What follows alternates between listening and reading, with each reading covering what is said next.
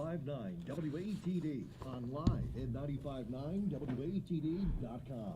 Now, live from Studio B, here's your moderator, WATD's Christine James. Good evening and welcome to a WATD Political Forum. I am your moderator, Christine James, and I'm joined by WATD reporter Tom Gorman tonight asking questions. The race is for the Plymouth Select Board. All 5 candidates are in studio here tonight. We've got incumbent Charlie Bletzer, incumbent John Mahoney. We've got Deb Iaquinto, Scott Vecchi, and Bill Keohan. Tommy you all is our own Charlie Fulmer, and we're joined by our media partner tonight, Local Scene, PAC TV. Appreciate everybody coming tonight. Our format is simple. We've asked the candidates to have prepared opening and closing statements ready. No longer than 2 minutes for the open and a 1-minute close, please. Then we have a round of questions from the reporters with answers limited to a minute, then a lightning round where answers are either yes or no or 2 sentences tops. Reporters will ask what they want for an answer, whether it's yes or no or 1 or 2 sentences tops. It's our favorite part because no one running for office can seem to do this, but we will make it happen.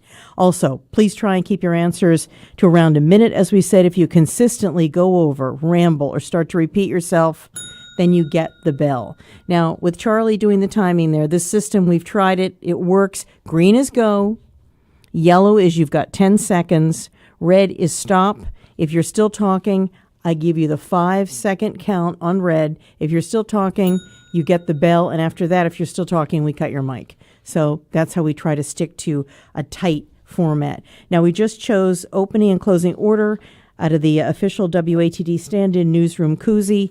We will have the 5 candidates give their opening statement, and we will reverse this order at the end. So, good evening. The town is Plymouth. The candidates are all here. Let's begin with our first candidate, Scott Vecchi. Thank you for having us. My name is Scott Vecchi, and I'm running for the Plymouth Select Board. I'm currently a practicing attorney, and I work part-time as an EMT to continue to give back to my community. I'm a retired gunnery sergeant of Marines and a retired Plymouth police sergeant. I've spent the last 15-plus years serving on various boards and committees and participating in Plymouth's town government. I am just coming to the end of my term as the vice chair of the Plymouth Redevelopment Authority, for which I served for the last 5 years, working on affordable housing. But what I bring to the table and what separates me from my colleagues here, and I commend all of them for being here, is decisive leadership. The gunnery sergeant of Marines has to come out every now and again and ask hard questions, especially when it comes to our budget, and ensuring that we guard the taxpayers' funds as best as we can. And that's what I bring to the table. I don't tell people what they want to hear. I tell people what they need to hear. And occasionally it needs to be a little unvarnished to get the message across. But I do believe from what I hear that this is what people are looking for. They're looking for a straight shooter. They're looking for somebody who brings change. And that's what I hope to bring to the board, is change and decisive leadership. Thank you. Thank you. That was the opening statement with Scott Vecchi. Now we're going to go to Bill Keohan. Thank you. My name is Bill Keohan. I grew up in the town of Plymouth in a large family.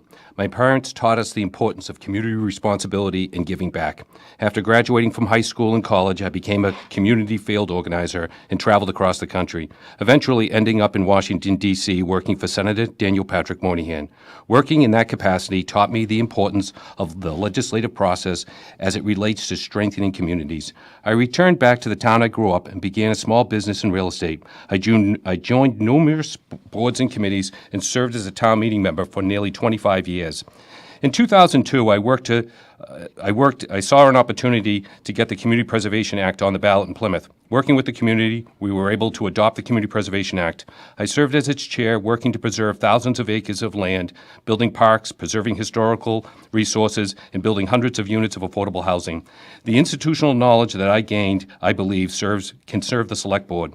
In all the years that I've been involved in local government, I have not seen such a disconnect between the town and its residents. I think I can improve this dialogue by helping residents understand how their government works and how they can be efficient engaging the town. I also believe my experience can help elected officials reach an understanding which would lead to improved civil dialogue between the town and its residents. I can bridge that divide.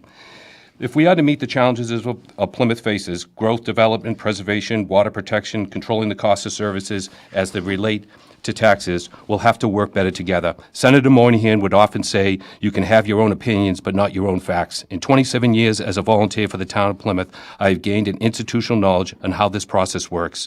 If you're going to make true, lasting change, you need to understand how your government works. You must look at what works and replicate it. You must look at what does not work and find new, more creative approaches. I believe I bring that creativity, that passion to this process, and together we can make a difference. I'd be honored for your consideration for one of your 2 votes.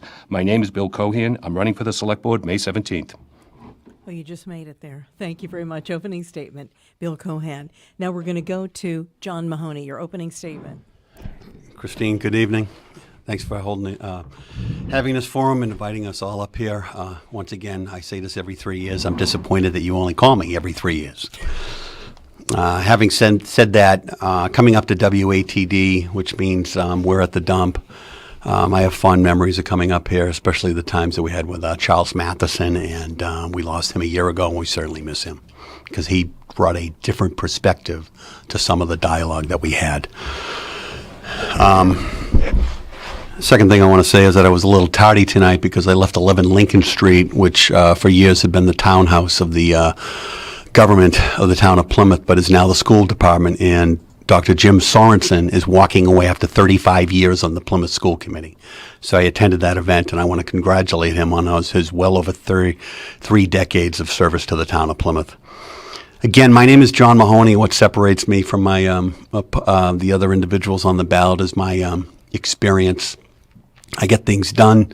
I have prioritized for the last 15 years water, water, water. I have taken numerous initiatives to our Congress, if you will, our legislative body town meeting. I have gotten them passed. I initiated the fund, which now has $10.4 million in it 12 years ago, to put this community in the position to purchase the 1,600 acres of land if we ever get a willing seller. I initiated and got passed an environmental fund, which has had $1.3 million put into it from 50% of the pilots from renewable resources over the last 7 years.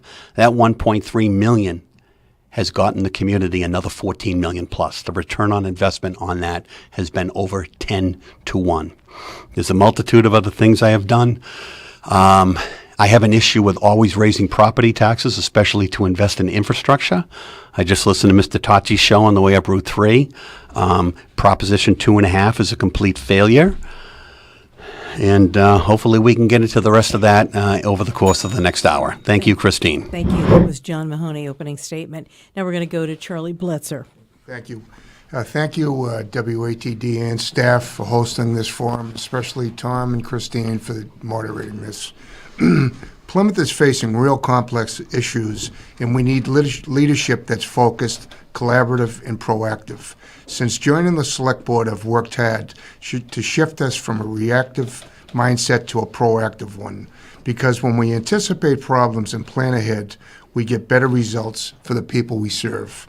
One of the most pressing challenges is housing. Too many of our working families, even as seniors, are being priced out of the town they love. We need more workforce housing so people who work here can afford to live here. When residents live and work in the same community, they become more engaged and invested in its future, and that's what Plymouth needs. We also owe it to our seniors, many of whom have lived here their entire lives, to ensure they can retire in dignity. That means prioritizing affordable senior housing, not just as a policy, but as a moral commitment. And when we talk about housing, we also need to talk about local control. State laws like 40B can place an unfair burden on towns like ours. But if we take action now, by addressing housing head-on, we can shape our own future and protect our ability to make decisions locally. Of course, none of this matters if our residents are being crushed by the cost of living. Sky-high utility bills are hurting hard-working families. While we can't fix this overnight, I've built strong relationships with our state delegation and county officials, to advocate for relief. And I'll keep pushing every day to ease that burden. In everything I do, I'm guided by one belief. Leadership should serve the people. That's why I'm asking for your vote to continue building a Plymouth that's more affordable, more inclusive, and more prepared for the future. Thank you. Thank you. That was opening statement from Charlie Bletzer. Now we're going to go to Deb Iaquinto. Thank you, Christina, and thank you all for having us here tonight. I'm Deb Iaquinto. I've lived in Plymouth for about 15 years, and I've been active in the community since I got here, working on environmental issues through Sustainable Plymouth and the Open Space Committee, and on civic issues through the League of Women Voters. I spent most of my career as a communications and change management professional. I was a partner in a global consulting firm. I was able to take an early retirement, so I became a public school teacher. And now I am teaching in the reading program at Kingston Elementary School, assigned to the kindergarten class. I built my career on helping people of all ages solve complex problems and navigate through uncertain times, and that's why I'm running for Select Board. Plymouth is at a crossroads. We have big decisions to make about growth, about economic development, about environmental protection, and the decisions we make today will determine the trajectory of our town for generations to come. My platform is all about balancing economic development with sustainability, and I believe that we can do that by focusing on 3 areas. First, we need a clear strategy for smart growth and responsible development. We need to direct future growth and development to appropriate areas, and by that I mean areas that already have the infrastructure to support it, that will not impact our environment, and the project must complement the community. Second, we need a real plan to stabilize property taxes by growing our commercial tax base. To do that, we need a comprehensive economic development plan that will help us grow that tax base and attract businesses that will provide a good livable wage for residents. We also need a proactive plan to guide our progress as we grow so we can preserve our town's character, protect our aquifer, and create affordable housing and land management policies that make sense for our residents. I believe we can have all of this and more if we have a clear vision and a proactive plan, and I believe that I can do that. Thank you. That was the opening statement. Deb Iaquinto, you're listening to a political forum. The race is for Select Board, and it is the town of Plymouth. Tom Gorman, questions for our candidates. What do you feel are the biggest issues facing Plymouth? Okay, let's start right here. Charlie Bletzer, 1 minute. I think affordable housing is a very big issue in Plymouth. We just don't have enough. People aren't able to live in the community they work, and they can't work in the community they live. So affordable housing is just a big issue. We need to work with, I believe, private-public collaborations to come up with housing that people can afford. We had an example of that down in Red Brook, Grantham, with their development down there, their affordable housing down there. They were able to offer that to Plymouth residents. They were veteran preference, as well as senior preference, and that's what that we need that, and we need a company that's going to take care of the maintenance. On that, they would take care of the maintenance, and they would pay the taxes on it. Thank you very much. Remember, too, if you don't get to finish everything you want to say during a question, you can use part of that minute at the end and finish up if you feel it was a big issue. Same question. Let's go to Scott Vecchi. The big issues facing Plymouth right now are obviously the Hall-Tech Pilgrim 1600, in addition to the Atlantic Country Club, and preserving open space. Because the more open space we preserve and the less we develop, the less we burden our other sources of infrastructure and services within the town. The other thing that people are worried about is they're worried about their taxes. We need to look for and find real tax relief, especially for our seniors. When you have people who are on fixed incomes and they're living check to check on Social Security, and the town continuously increases fees and fines and stickers and all that other stuff, and what's basically a hidden tax, that crushes our most vulnerable population, which is our older folks on a fixed income. And in addition to that, sorry, I lost my train of thought, but I'm at 30 seconds anyway, so we'll close up with that. Okay, thank you. Same question, Deb Iaquinto. Sure. I also think that affordable housing is the biggest challenge that we face in Plymouth right now. Everywhere I go, everyone I speak to has a story to tell about a senior citizen that's being priced out of their home, or a working age family that is not able to find a house. or young single adults that are not able to even find apartments to rent that they can afford. And unfortunately, we're stuck with the state's definition of affordable, which isn't truly affordable for our people. So the rule of thumb is that you should spend no more than 30% of your income of your household, your gross household income on housing. And we're seeing now that we have over 30% of our residents are spending more than that. So there's a housing cost burden on our folks right now. The solution, we have we're very close to getting out from underneath that 40B requirement. So we'll be able to make some decisions, for the type of housing that we really want. But we can start that process now, and we can start to identify the best places and the best type of housing that we need. Thank you very much. I know it's tough sticking to a minute, isn't it? Let's go. Same question, John Mahoney. Christine, it's water, water, water. And even if you run into Betsy Hall in the street and she tells you that it's no longer about water, it's still about water, okay?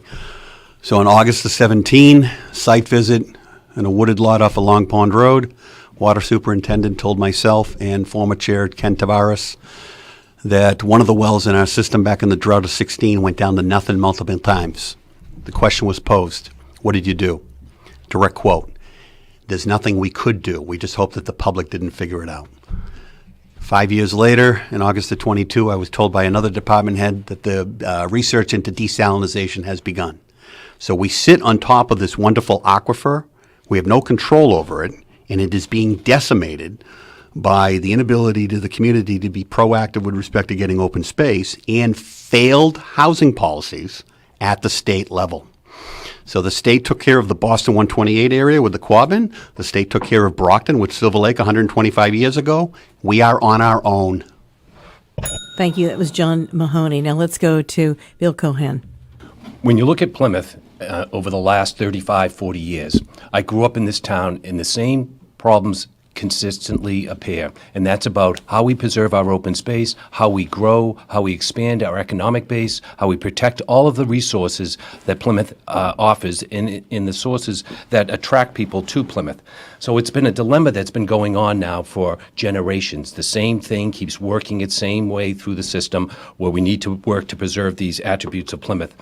The thing that I think that we first have to work on is improving the dialogue between the residents and their government. There is a disconnect that needs to be addressed because in all my time serving on committees and boards in Plymouth, I have never seen it at this point. You cannot solve your problems if you're not communicating effectively with your residents as elected officials and town officials. I'd like to bring a greater level of transparency and accountability to the Board of Select, how they meet and how they engage the public, to address the needs, housing, lower taxes, preservation of land and water resources. Thank you. Thank you. Okay. Plymouth recently passed on an exemption to the state's gun laws for bringing guns into some public buildings. Do you think that was wise? Are you worried about some places being known now as possible soft targets? Deb Iaquinto. I agree with the town meeting members' vote to not do that, to not allow the guns into, not opt out of the ban. Sorry. If public safety was truly a concern, I think that there are other ways to handle it than better ways to handle it than putting it in the hands of a citizen that happens to be a legal gun owner. I think even though that was allowed prior to the law taking effect, nobody really thought about it. Nobody really thought about guns in public buildings like town hall or libraries, public spaces that a town owned, and it created a level of concern among people. Like people that aren't gun owners that will have a fear of going into these buildings now because they think that someone might have a weapon in there. I just think that it was I don't think it was very well thought out decision to bring that forward as an option for us, and I think there were other ways to handle the situation. Okay. Same question, Charlie Bletzer. Thank you. Plymouth has not had any threats to their public buildings. We've had no incidents, no gun incidents. With that being said, when that law got passed, quite frankly, I wish that the law was not passed because I wish they could have just left it as it is. What that law has done is it brought to the attention, the chief brought it to the town's attention, and that's all he was doing, saying that this is what could happen. Criminals now know that law-abiding citizens will not bring guns into buildings, but what's to stop a criminal from bringing a gun into the building? So the chief just brought that to the town's attention. The residents, we heard clearly, and town meeting voted against and voted to uphold that law. So, and that's what happened. But it brings attention that it's a safe zone for people that want to bring guns, because there's no. Thank you. That was Charlie Bletzer. Scott Vecchi, same question. The real issue I have with that whole thing is the manner in which it was presented to everybody. And it's just my opinion, but I really don't think a department head should be proposing a warrant article on such an issue. But if you look at it from a constitutional point of view, what should have occurred is a townwide referendum, a binding resolution that everybody in town would have gotten a vote on. But it didn't. It went to town meeting. It was kind of rushed into town meeting. There was a lot of rhetoric on both sides. I'm an attorney, and constitutional law was one of my strong points when I was in law school. It was my favorite subject, knowing how things are and why they are. And when they were writing Chapter 135, which is the gun law that we're talking about, I was telling numerous members of the state delegation that large portions of that are unconstitutional and are probably going to get overridden anyway at a court case somewhere down the road. Okay. So that was my problem. My problem is with the constitutionality of Chapter 135 and the manner in which it was presented. Okay. Same question, Bill Keohan. As a town meeting member, I voted in opposition to opting out of this important legislation. It was not something that should have been brought to town meeting in the way it was brought to town meeting. I think that it was moved very quickly to town meeting with a very limited debate. Initially, the select board was recommending it. Eventually, they changed their mind because the community was concerned about this opting out legislation. It was not going to make our public buildings any safer. And I was very concerned about the process in which this ended up at town meeting. It should have been a longer and more in-depth debate about public safety in our buildings. There is always room for improvement when it comes to public safety, and I was not in favor of this article at town meeting. I voted against it. I think that we need to stay in the current agreement with the state in their legislative initiatives. Thank you. Okay. Same question, John Mahoney. Christine, so I agree with Bill when he said there needs to be a more robust debate.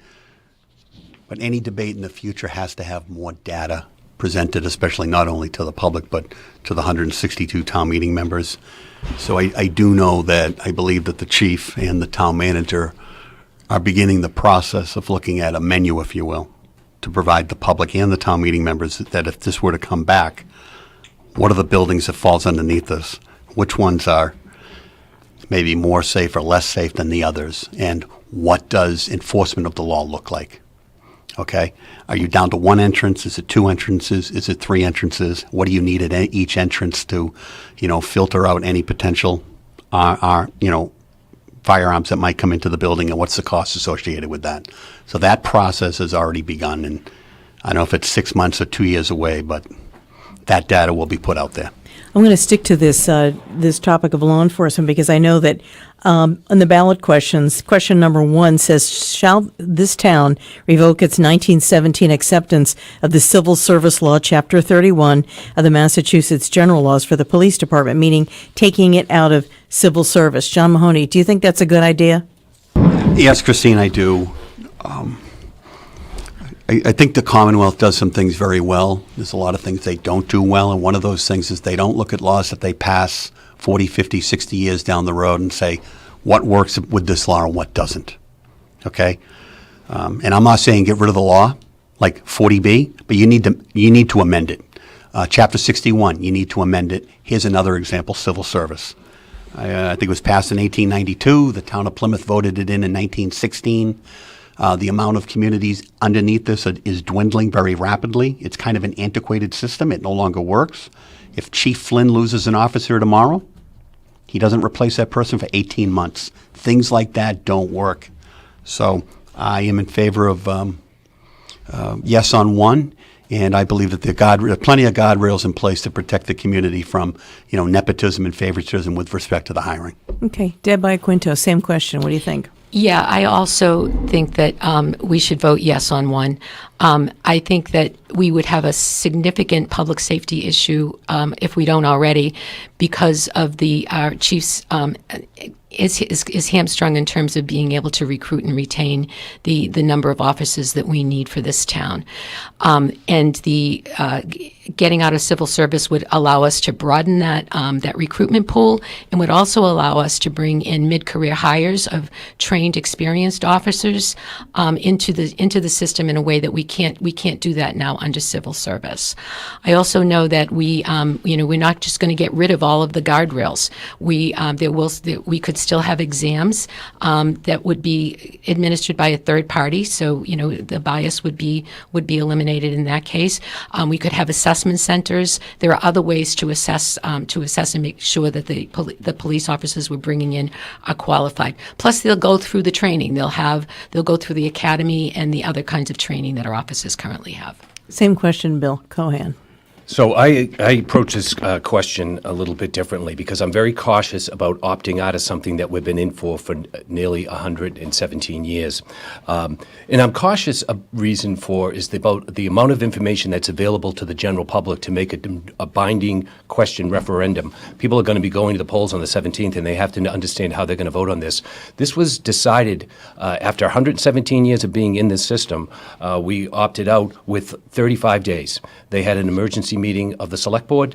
They met Zoom only, and they put this on the ballot. I have a problem with the rush and the process of putting on this ballot, not really giving us adequate time as a town to research and debate all the things that are being pointed out on the benefits of opting out or the benefits of staying in.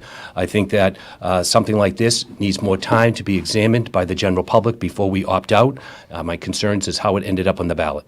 Okay. Same question, Charlie Bletzer. Thank you. If you don't understand why it was rushed through, you really don't understand what's going on in our public safety. We're short officers, and the civil service is too slow a process. We can't get good quality officers through civil service. There's 433 agencies in the state that out of those 433, 120 is civil service, and there's 35 opting out, so it's going to be less than that. We need to recruit trained officers that from non-civil service, but we have to be non-civil service to do that. And we want to bring them over, lateral transfers that are already trained to go, that we don't have to pay $50,000 to put them in an academy. This is not a want, this is a need. And the reason why it was rushed through is because it has to go on the ballot to get it opted out. To us to wait another year simply would not have worked. It's crucial. Okay. So and the police and administration all work together to get this done. Same question, Scott Vecchi. I'm going to start by saying I do respect the vote of both the Plymouth Police Brotherhood and the Plymouth Police Superior Officers Union. They both voted in favor of opting out of civil service. However, they did so in order to regain the Quinn Bill, which, if people remember, Governor Deval Patrick defunded the Quinn Bill, which provided certain educational incentives. So for them, it's a monetary thing. That's why they want to get out of it. I personally, in my own world, disagree with it. I also know for a fact they started talking about this last fall. At least last fall or late summer. So the fact that it took all that time and then all of a sudden is being rushed through, it makes the public uneasy. It makes the public uneasy. Civil service currently allows a 50-50 split. That's one of the new things with civil service, where you can take officers from non-civil service towns. Actually, Nolan Peroni just put out an email on it. So personally, I disagree with it. I will support it because of the Plymouth Police Brotherhood. And at the end of the day, if Chief Flynn can hire his kid from a non-civil service town, he can hire other people. Okay. You're listening to a political forum here with the 5 candidates for the Plymouth Select Board. Tom Gorman, question for the candidates. What are your thoughts on the non-binding ballot question about Holtec's use of evaporation at the Pilgrim Power Plant? Let's go right to Scott Vecchi. I think any release of any type of radioactive material into our environment is a bad thing, and it appears that Holtec's trying to get out on the cheap. And what they were supposed to do was they were supposed to package that up and send it off to a facility where it could be stored or managed or cleaned up in some way, shape, or form. But what they're trying to do is they're trying to get rid of it on the cheap by just letting it evaporate or speeding up the evaporation process. The problem is our blue economy. Holtec is right on the water. Any type of contamination that gets into our water, our salt water, could really damage the blue economy. The blue economy is still a huge thing. Granted, when my dad was a kid working on the fishing boats, and when I was a kid, when all the fishing boats would come and go right out of Plymouth Harbor, it was a bigger deal. But we still have a robust lobstering industry, and we have the oyster farming across in Duxbury Bay. So that's my main concern, is protecting our environment. Okay. John Mahoney, same question. Christine, the number towards the end of March, the latest number, Tom, was that the amount of water still on site is about 840,000 gallons. So obviously it's down a few 100,000 over the course of the last couple of years. So they're playing the long game. Obviously, I do not want to see any of this water put into our our atmosphere or into the Atlantic Ocean. But this is the current situation that we're in. The only other thing that I would say is that I can tell you right now that the state delegation, the federal delegation, and anyone who has been on the select board in Plymouth for the last decade has always been advocating intensely to the governor of Massachusetts, whether that's been Healy or Baker, to make sure that they know what exactly is going on within the context of that plant.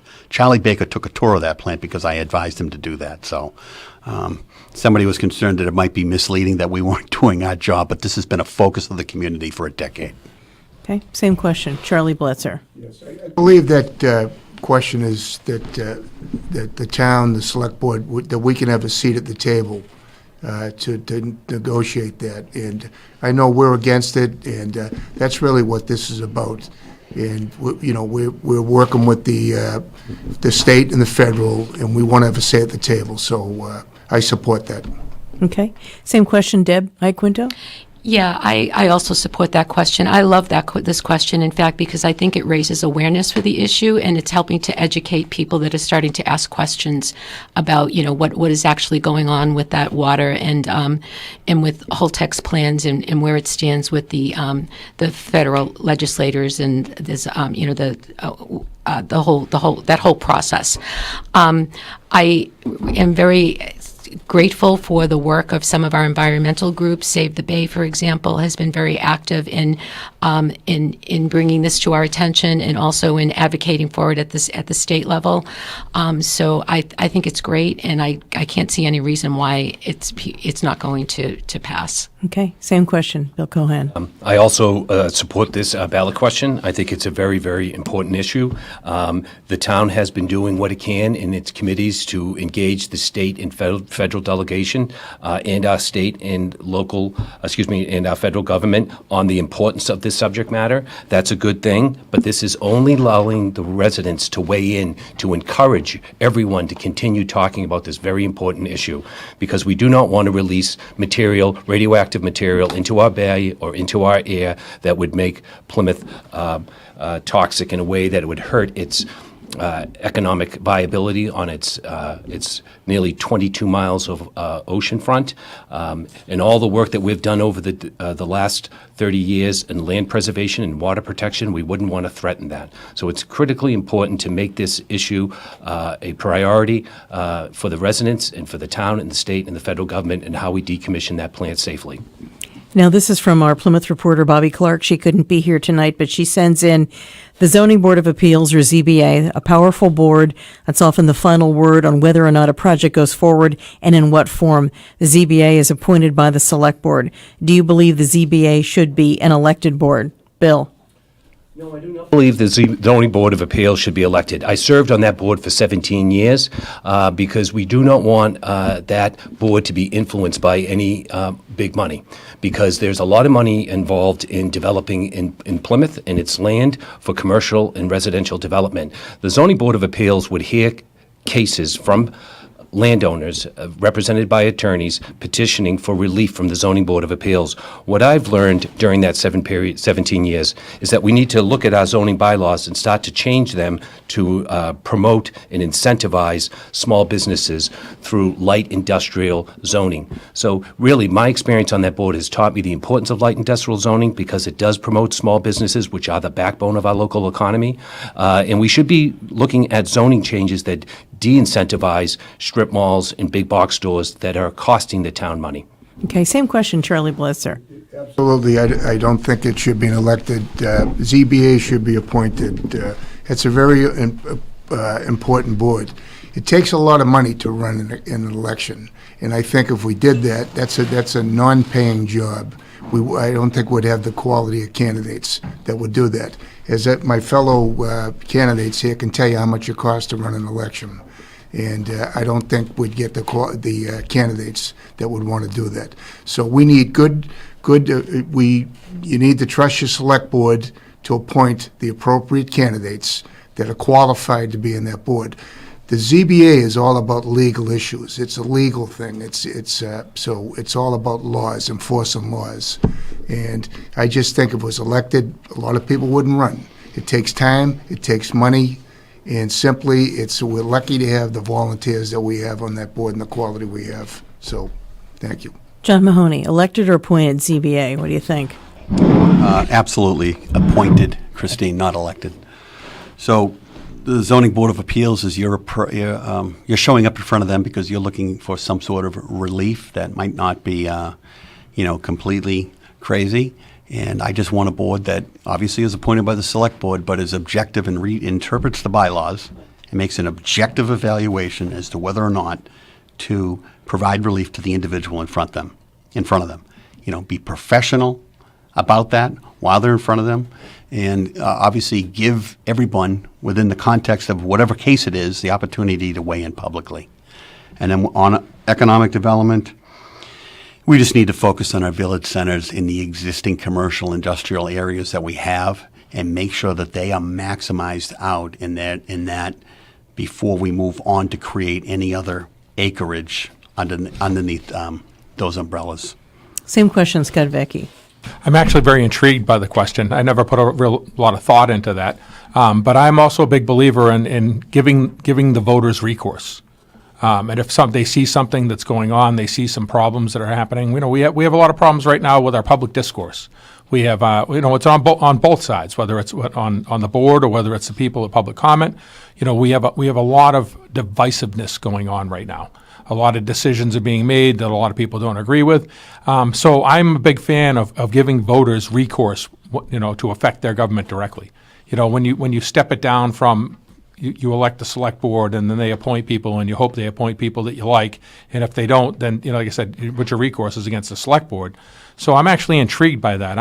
I'd like to hear more about it. I'm not going to, I believe in what Billy says, but I think that could be a possibility. Okay, Deb Iaquinto, same question. No, I agree that the board should remain an appointed board and not an elected board. The knowledge and the experience that's required to serve on a board like that is so specialized that I think if we opened it up to election, I agree with my colleagues here that I don't know that we'd get the qualified candidates that we need.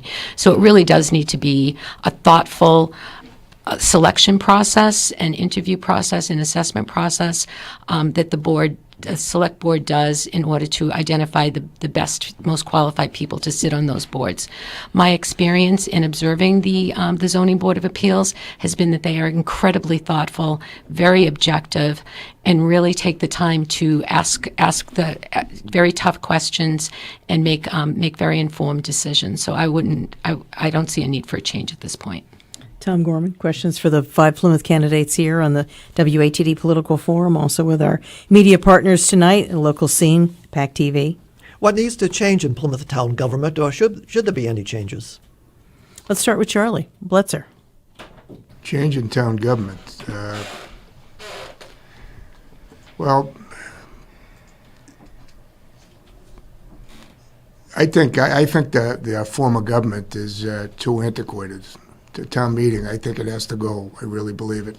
It's too slow. We meet twice a year, and there's so much going on in this town right now, so many big issues. You just heard about a serious situation with the police force, and we're being told by somebody that it's too quick, that we rushed it. I don't think it's too quick. We had to get that done. And we have big issues that come up, and we have to wait 6 months for the next town meeting. And then it takes a time after that for that to go through. So I would like to see a city management council form of government. I'm not sure if it's mayor, but I think town meeting, it's too slow, it's antiquated, and I think that's the biggest change we need. Same question. Scott Vecchi, what do you think? I think there's quite a bit of change that's needed in the town of Plymouth. And myself and Billy, we sat on the last charter commission, and we went through our charter line by line by line. And one of the things that we talked about repeatedly was how to create more voter engagement, how to get more people to the polls, how to do us. Not just that, but we came with like a litany of suggestions that we brought to the ballot. Unfortunately, that charter didn't pass, but it doesn't appear that people have learned the lesson from that charter commission, because we just shuttered 9 polling places. We shuttered 9 polling places right before a municipal election. The mail-in ballots have a 2-week window. They literally just went out. I think the end of the month, and they have to be back in mailed by the 14th so they can be received on the 17th. So all these things that we're doing right now are 180 degrees from what the Charter Commission, who held public hearings and talked to people and had speakers come in and said, what do we need to do? We need to reopen the polling places. Okay. Deb Iaquinto, same question. Yeah, so this is an interesting question, because I am incredibly impressed by the volume of information that our town meeting members digest twice a year, looking at the budget numbers so carefully and asking good, intelligent questions, and then doing their job of going to town meeting. However, I think there are some ways that we can make the government that we have now, which is town meeting, much more efficient. One of the things that I'm very concerned about is that each of the precincts sort of has a different level of commitment and involvement. So we have some precincts that are incredibly collaborative and engage their constituents in the process. We have others you can't find people to serve on their committee. So there's an inequitable distribution of representation, I think, across the town. So we need to do something. We need to do something to fix that. So anything that we can do to make it more efficient and more engaging, I think we should look at that while we have that form of government. Bill Keohan, same question. This is a very interesting question, because I have served on committees and boards now for 27 years, and I've seen the strengths of the town and the weaknesses. We need change, and to have effective change in a community, you have to understand how the government works. You don't want to be throwing the baby out with the bathwater. There are things that work in our government that we need to improve on and build on. There are things that we definitely need to change, and we need to change first on the executive level with the town. It needs to be more engaged with the community, more transparent. I believe as a select board member, I can bring this level of energy and passion to the select board, where we are being more communicative with the residents, more collaborative and more passionate when it comes to solving our problems, not dividing us community, but uniting us behind this idea of a better line of communication. The type of government we have to work for it within the time being, and this is one way we can improve our government first and foremost. John Mahoney, what do you think? So, Christine, I'm going to answer that question with a question. So in December of 23, City of Brockton woke up, looked at their books for the fiscal year 23 that ended on June 30th of that year, and they couldn't find $15 million. So I'll ask you, who was fired in that community? The answer is no one. Mm-hmm. Okay? Mayor, City Council, 10 people in charge.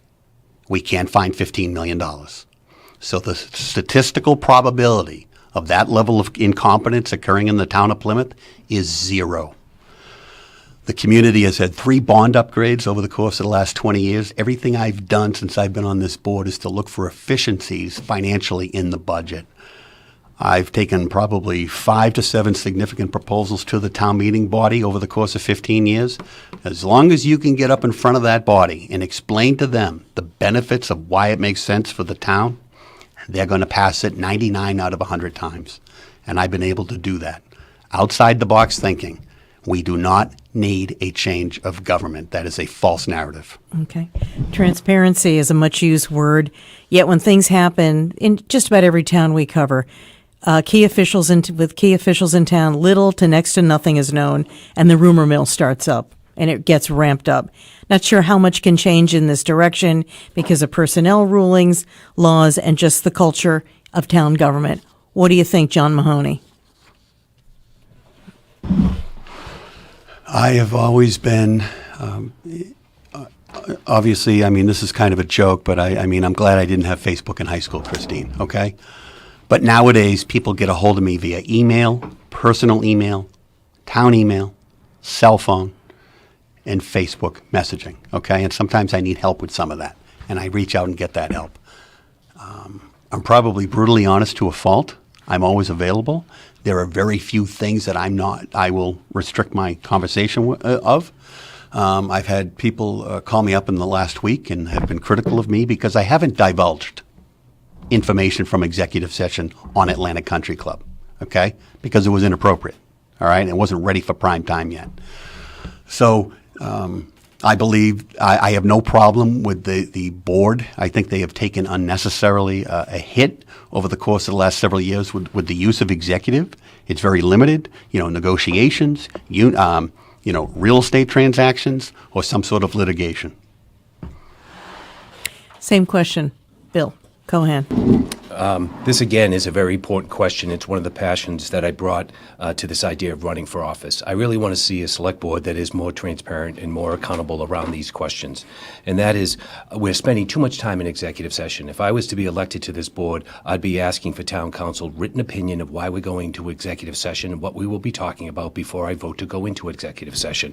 I think that's incredibly important, that the rumor mill gets started when a demographic of the population is not involved in this conversation. Atlantic Golf Course is a good example. There were lots of concerns about how we were noticed and how we were going to respond to that. We were able to make the right decision, but I think it would have been a much more effective way of collaborating with the residents on how best to respond to something like this. Again, if I was to be elected to the Board of Select, I would be cautious about going into executive session without proper legal written notice from the law firm. Okay, same question, Scott Vecchi. The applicable quote on this is sunlight is the best disinfectant.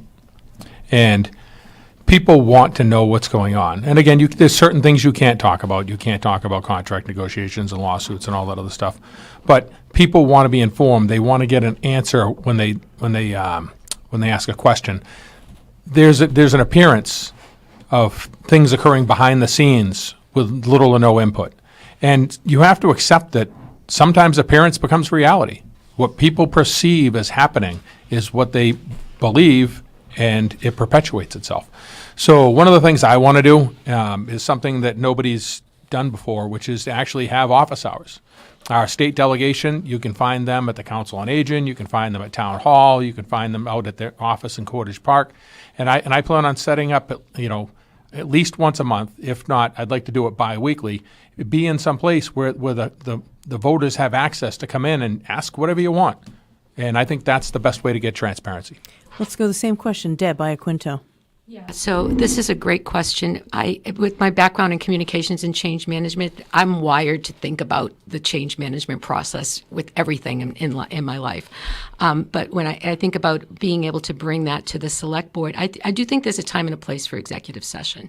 But I also know that you can't impose change on people and expect them to accept it if they haven't been involved in the process. And to me, it's a very simple process of identifying what the problem is, identifying why it's a problem, identifying what some of the options are, and then getting input from the residents about their thoughts and ideas. The people that are going to be impacted by whatever the change is, whatever the decision is going to be, need to be involved in the process. So it's all about communication, change management, being open, and finding ways to engage residents in the process rather than impose it on them. Okay. Charlie Bletzer, same question. Thank you. And once again, I'm really surprised at Mr. Keohan not understanding about executive session, the legalities of that. And we've had a lot of executive sessions because there's been a lot of very important issues, that negotiations or land transactions that we've had to go into executive session about. And that's how it works. And he talks about change. Oh, yeah, I'm part of the change. I'm new. I haven't been around for 23 years in government.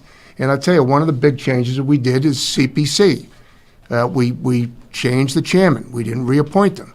And there's reasons for that, because of the mistakes that were made.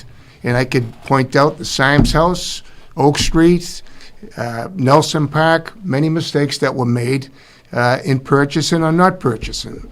But, he's critical of the government now about change. I am part of the change. When I got elected, we had problems with our roads. We had problems with our buildings. We didn't have money for the Holtec mitigation. Thank you. Sorry. Bill, he mentioned your name. You got 30 seconds to make a comment, and then we're going to go to lightning round real quick. I'm very proud of my service on the Community Preservation Committee, working to get it on the ballot, get it passed. After 23 years of preserving thousands of acres of land, restoring historical buildings that work to our economic development of our town, building affordable housing. I tried very hard during that period of time to keep that fund independent from the town. It's like a cookie jar. I didn't want to see the town have an overreach on that funding source. So obviously that which this selectman speaks of is a motivation for the town to remove people from that committee. Thank you very much. We're going to go to lightning round, running a little bit behind. Remember, lightning round, yes or no, very, very quickly. Name the two most outstanding Plymouth Town officials in the last 10 years. John Mahoney. Two most outstanding? Outstanding town officials, last 10 years. Lightning, quickly. Ken Tavares, Richard Quintal. Okay, same question, Bill. Mark Sylvia, and I would have to say the Director of Engineering, Sid Kashi. Okay, same question, Scott Vecchi. I would say Mr. Tavares and Chief Botieri. Okay, same question, Deb Iaquinto. I would say David Gould and Lynn Barrett. Same question, Charlie Bletzer. I would say I would agree with Mr. Mahoney, that's Quintal and Tavares. Okay. We don't have time for more lightning round questions. We're going to go to closing statements and reverse the order last time. And so let's begin with a closing statement. It's 1 minute. Deb Iaquinto. Okay. Thank you so much for having us here. So the challenges that we've been talking about here tonight are not new. We've actually been discussing them since I got here 15 years ago, and they won't be solved with the same old thinking. I believe that we need fresh ideas and thoughtful leadership, and that's what I will bring to the board. I believe we can balance economic development and sustainability in a way that will improve the quality of life for all residents, and we can do that with a clear strategy for responsible growth that directs development to the right areas, a real plan to stabilize property taxes that starts with a comprehensive economic development plan to expand our commercial tax base, and a proactive plan to guide our progress so we protect what we value most in our town. I don't have all the answers, but I know how to ask the right questions. I know how to collaborate, how to communicate, and most importantly, I know how to listen. I know I can make a difference, and I would be honored to have your vote on May 17th. Thank you. Thank you. That was Deb Iaquinto. Now we're going to go to Charlie Bletzer. Thank you very much. I represent all residents of Plymouth, not just the special interest groups. I represent businesses because I've been a small business owner and I've managed a business for 23 years in Plymouth. The businesses trust me because they know that I understand the struggles they face. I represent public employees and unions because I'm also a public employee and I'm also a union member. They're the backbone of our community and work for lower wages because they need the benefits and want to work where they live. I represent families because I've raised my family in Plymouth and have the experience of that. I represent seniors because I'm also a senior and I understand the senior issues. I'm an advisor for the CAL and the Senior Task Force. At the end of the day, this race isn't about politics, it's about people. I'm running again to continue our strides because I care deeply about Plymouth and the people who call it home. I want to bring practical solutions to the table on affordability, on growth, and on supporting those who need it most. This is about building a better Plymouth together, and I'd be honored to earn your vote. And one thing you can count on, I'll always answer the call. Thank you very much. That was Charlie Bletzer. Now let's go to John Mahoney. Christine, as always, thanks for hosting this forum. It's great to see you. So again, my name is John Mahoney, longtime member of the Plymouth Select Board, and what you're voting for, if you choose to give me one of your two votes, is continuing the change that I brought to the board 15 years ago. 12 years ago last month, I got up on town meeting floor and I advocated to create a fund that would put the community in a stronger fiscal position for if and when the 1,600 acres was available for sale.